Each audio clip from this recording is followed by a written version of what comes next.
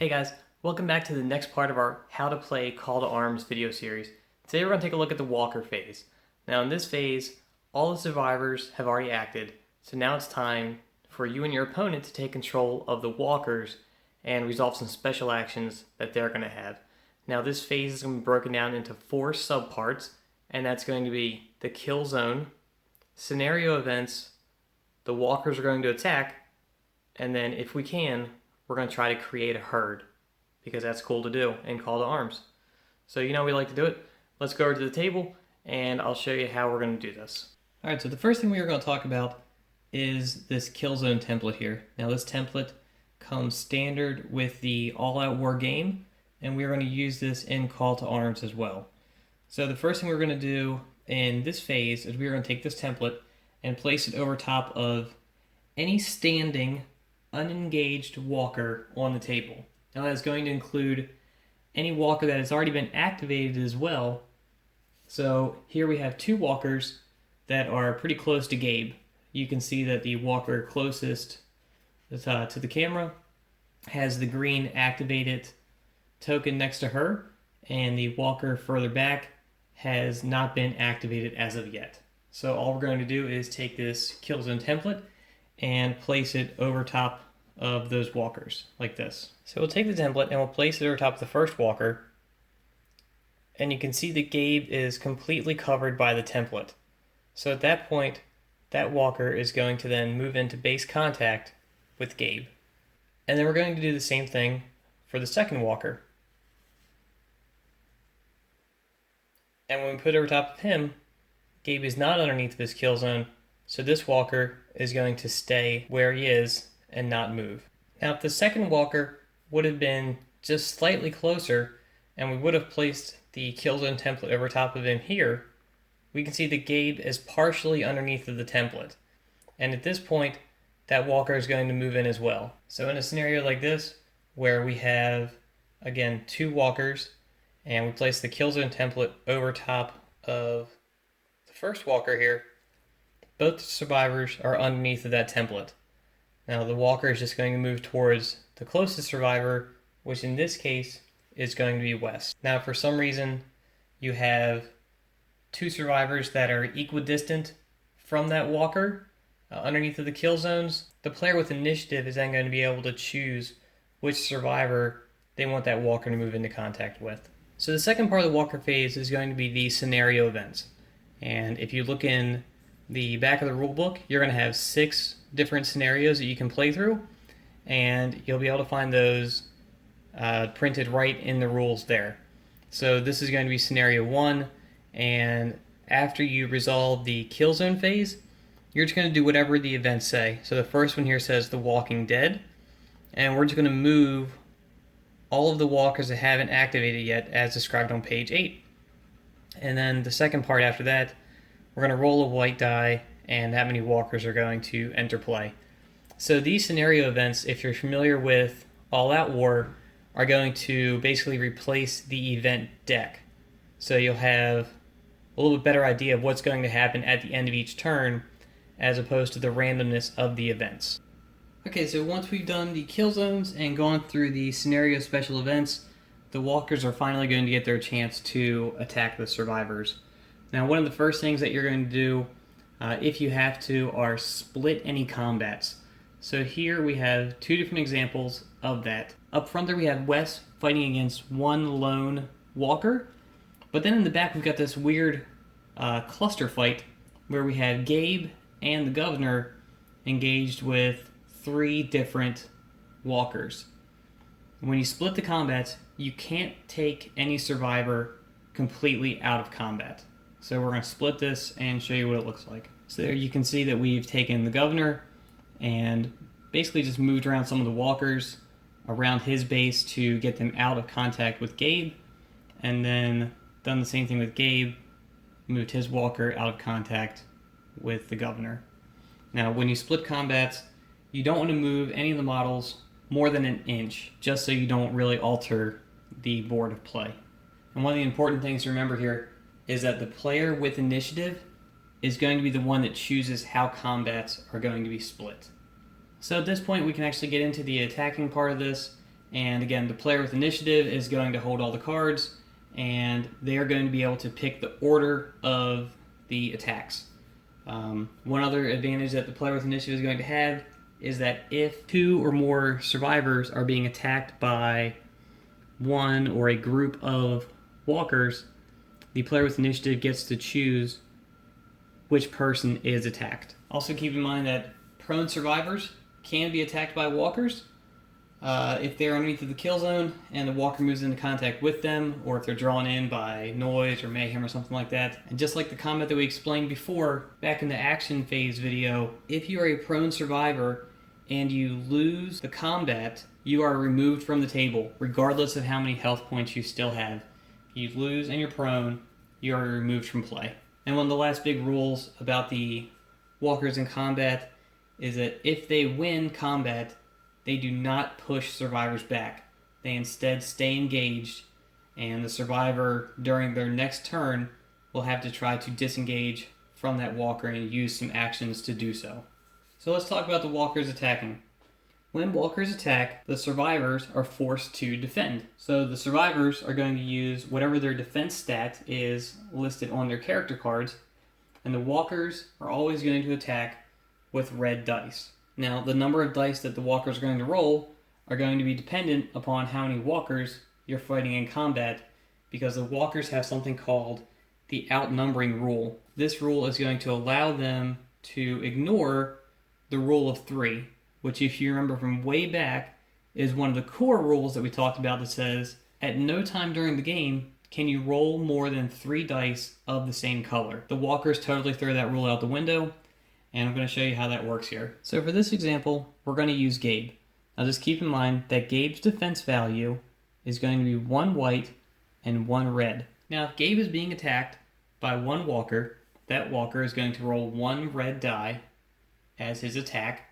Gabe will roll his red and white as his defense. Now, if Gabe is being attacked by 2 walkers, that second walker is going to gain an additional 2 red dice added to the first walker's single red dice, and they're now rolling 3 attacks. And if a third walker decides to attack as well, that third walker is going to add in 3 dice. So now Gabe has to defend against 6 red dice. And now when a fourth walker also attacks, there's going to be 4 dice added for them. So now Gabe is being attacked by 10 red dice. And finally, the maximum that you can be attacked by during 1 turn will be 15 red dice. Now, this is worst case scenario when 5 walkers completely surround you that have not yet created a herd. So you can be attacked by more than 5 walkers at one time, but the game is set to max out that roll at 15 red dice. So when the walkers attack, it's going to be the same as an attack that we covered during the action phase video. We're going to add up the total number of successes and subtract the total number of defenses, and anything left over is going to cause wounds. So in this example here, the 2 walkers have attacked Gabe and inflicted 4 wounds with 1 critical, and Gabe has rolled 2 defenses. So the walkers are still going to inflict 2 wounds to Gabe, and because they rolled the critical, we're not going to add anything extra, but Gabe is now going to be bitten. So what you're going to want to do is place a wounded counter on his character card, and if you have it, throw a token down next to him on the board, just as a visual reminder. And then during the end phase, Gabe has another chance to lose additional health as that infection potentially spreads throughout his body. Alright, so after we have done our kill zones, the scenario rules, the walkers have attacked, here we can see that Gabe has been bitten. Since we dropped that token down there next to him, the last thing we're going to do is check for herds. And the way we're going to do that is to take that kill zone template again, and anywhere on the board that there are groups of 5 or more walkers kind of clustered together, we're going to take the kill zone template and place it over top of the group. Now, we don't have to center this over top of any one particular walker. We just have to see if any group of 5 or more can fit underneath of that template by itself.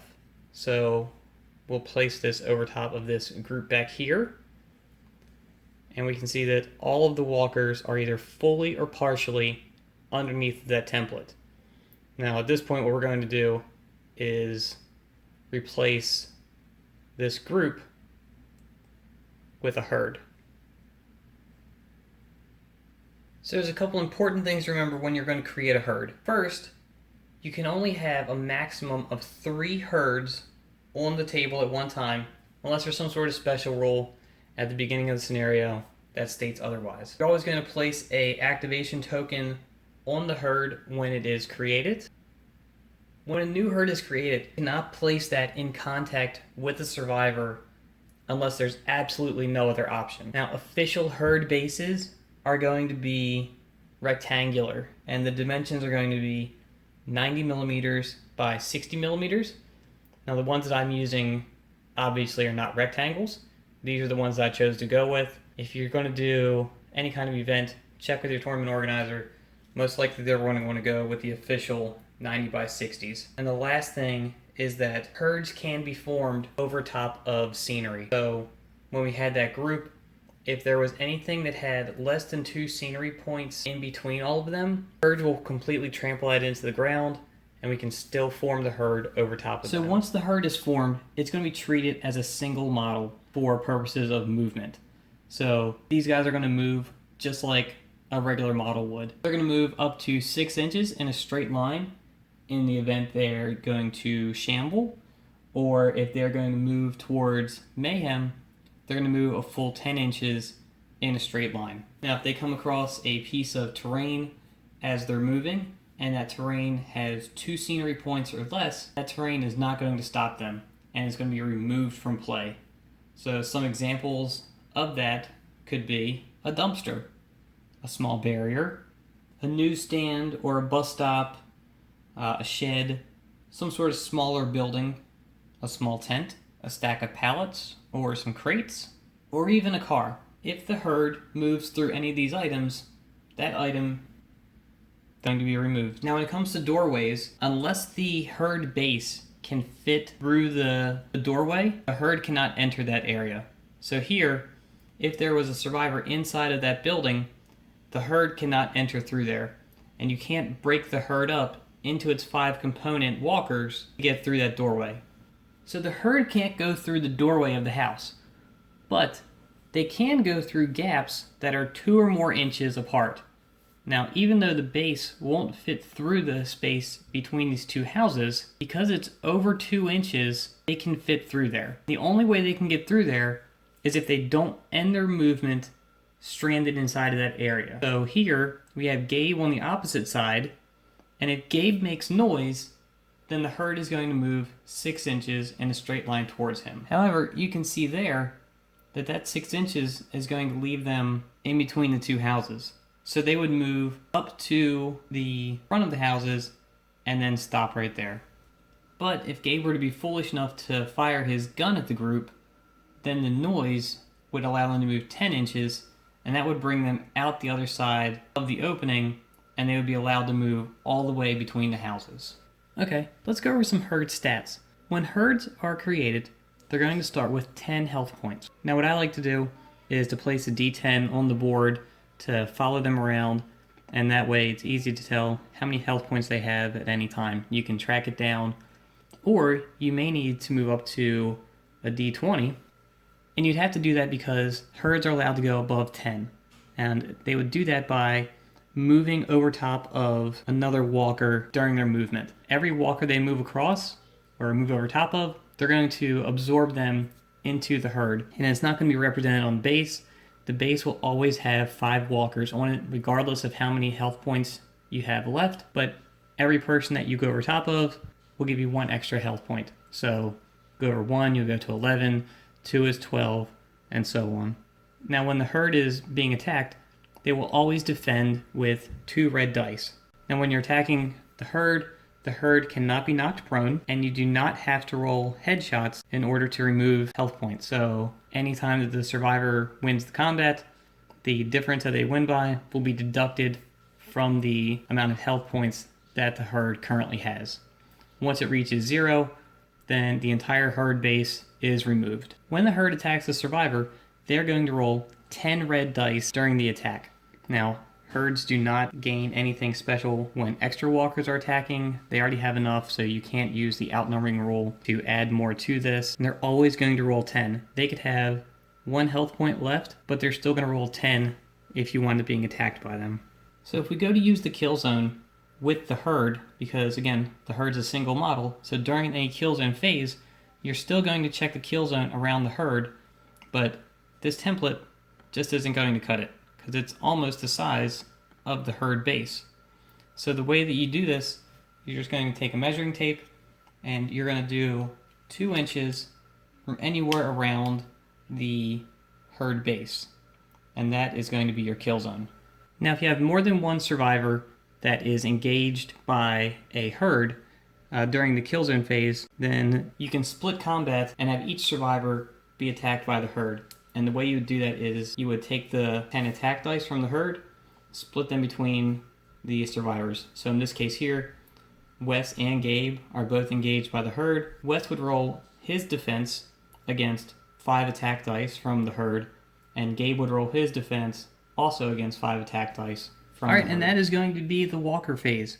Remember, kill zones, scenario events, the walkers are going to attack, and then if possible, we're going to create a herd. I thank you guys for watching this.